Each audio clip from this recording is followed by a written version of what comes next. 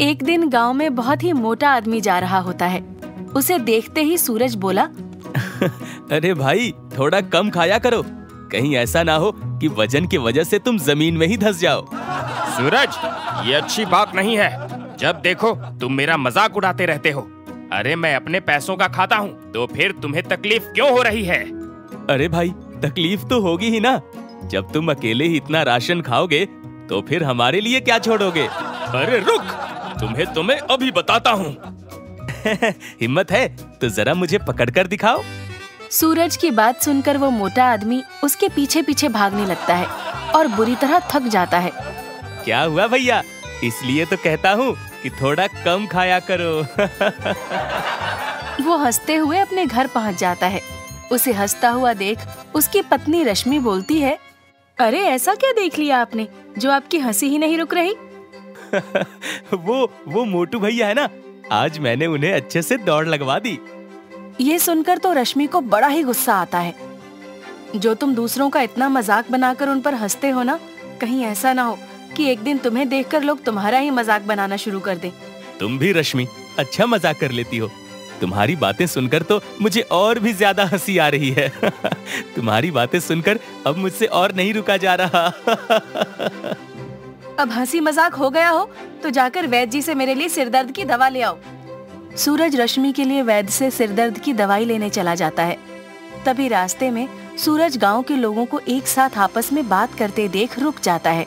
क्या बात है, आज सब लोग एक साथ? लगता है तुम लोगों की कुछ जरूरी बातें चल रही हैं। कुछ नहीं, बस हम सब ऐसे ही बैठे थे।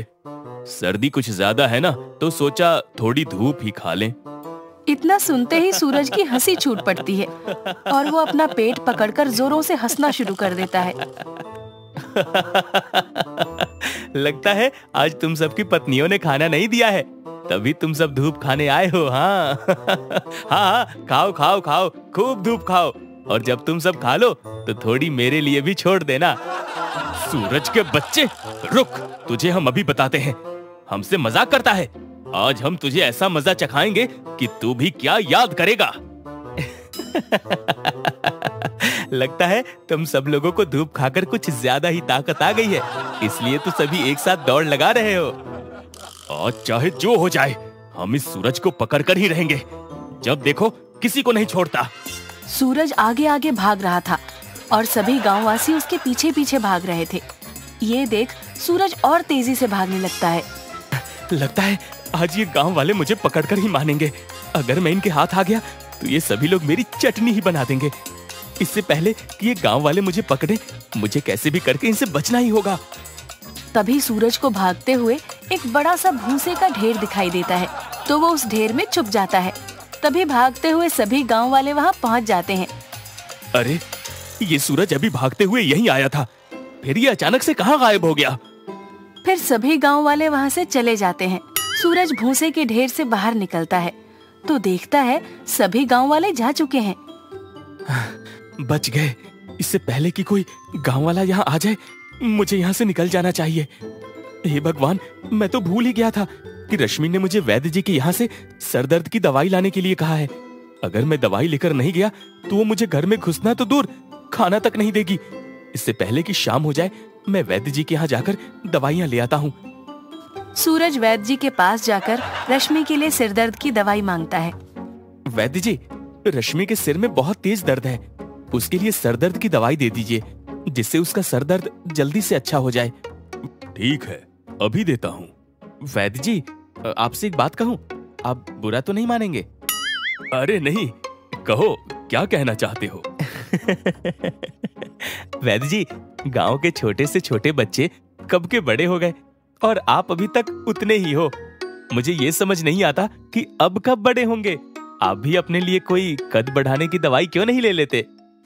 ये सुनकर उस वैद्य को सूरज पर बहुत ही गुस्सा आता है, क्योंकि उस वैद्य का कद बहुत छोटा था और जब भी सूरज उस वैद्य को देखता है तो वो इसी तरह उसका मजाक बनाता। इस सूरज के बच्चे ने बड़ा परेशान कर रखा है। आज ऐसा सबक सिखाऊंगा कि ये भी क्या याद रखेगा। सूरज, इतना मत हंसो कि तुम्हारा पेट ही फट जाए। अच्छा, ये हाजमे का चूर्ण बनाया है, जरा चक्कर तो बताओ कि कैसा बना है। सूरज वैद्य जी का दिया हुआ चूर्ण चख कर देखता है। अरे वाह वैद्य जी, ये चूर्ण तो बड़ा ही मजेदार है। उस चूर्ण के खाते ही सूरज का कद बहुत छोटा हो जाता है और वो बौना बन जाता है। और उसे बौना बना हुआ देख वैद्य जी जोरों से हंसना शुरू कर देते हैं। ये देख सूरज जल्दी से वहाँ से भाग जाता है और तभी रास्ते में जाते हुए जब गांव के लोग सूरज को बौना देखते हैं तो उनकी हंसी रुकती ही नहीं है। वो देखो बौना जा रहा है। अरे सूरज भैया, ये क्या करके आ गए? सही कहें तो तुम्हें बौना बने देखकर जो दिल को तसल्ली मिल रही है ना, बस क्या ही बताएं। ये कहते ही सभी गांववासी बड़ी बुरी तरह से हंसना शुरू कर देते हैं। उन्हें अपने ऊपर इस तरह हंसता हुआ देख सूरज को बड़ा बुरा लग रहा था। क्यों, क्या हुआ?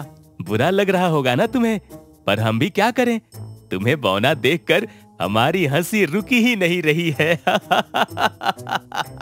बेचारा सूरज बिना कुछ बोले ही वहाँ से चला जाता है। अब जब वो अपने घर पहुँचता है तो उसकी पत्नी रश्मि उसे देखते ही जोरों से हंसना शुरू कर देती है। ये क्या हो गया? आप दवाई लेने गए थे या बौना बनने? अपने पति की ऐसी हालत देखकर बड़ी हंसी आ रही है तुम्हें। सच में आपको ना बौना देखकर मेरी ना हंसी नहीं रुक रही। मन तो कर रहा है कि आपको गोद में उठाकर झूला झूला दूं। सच में आप ना बड़े ही अच्छे लग रहे हैं। पता है, पूरे गांव में सिर्फ मेरा ही पति बौना है। अब तो तुम्हारी वजह से सभी गांव वाले मुझे जानने लगेंगे और सभी लोग तुम्हें देखकर पता है क्या कहेंगे? वो देखो, रश्मि का बौना पति जा रहा है। पूरे गांव में सिर्फ अब लोग यही कहेंगे कि रश्मि का पति बौना है। अपनी पत्नी रश्मि को हंसता देख सूरज को बड़ा ही गुस्सा आ रहा था। मैं तो तुम्हारा पति हूँ और तुम मेरी ऐसी हालत देखकर हंस रही हो। कम से कम तुम तो मत हंसो। क्यों, क्या हुआ? अब पता लगा कि कैसा लगता है जब तुम दूसरों का मजाक बनाते थे। सूरज को अपनी गलतियों का एहसास हो जाता है और उसे अपने किए पर बड़ा ही पछतावा भी हो रहा था और वो सभी गांव वालों के आगे जाकर अपनी गलती की माफी मांगता है। गांव वालों, मुझे माफ कर दो। मैंने आप सभी के साथ जो बर्ताव किया वो अच्छा नहीं किया है। मुझे आप सभी का इस तरह मजाक नहीं उड़ाना चाहिए था। तभी वहाँ वैद्य जी जड़ी बूटी का बनाया हुआ काढ़ा लेकर आते हैं और सूरज को पीने के लिए देते हैं। सूरज, लो ये काढ़ा पी लो। इसे पीकर तुम फिर से सही हो जाओगे। वैद्य जी का बनाया हुआ काढ़ा पीते ही सूरज पहले की तरह ठीक हो जाता है। मैं सही हो गया। अब मैं बौना नहीं रहा। मैं सही हो गया।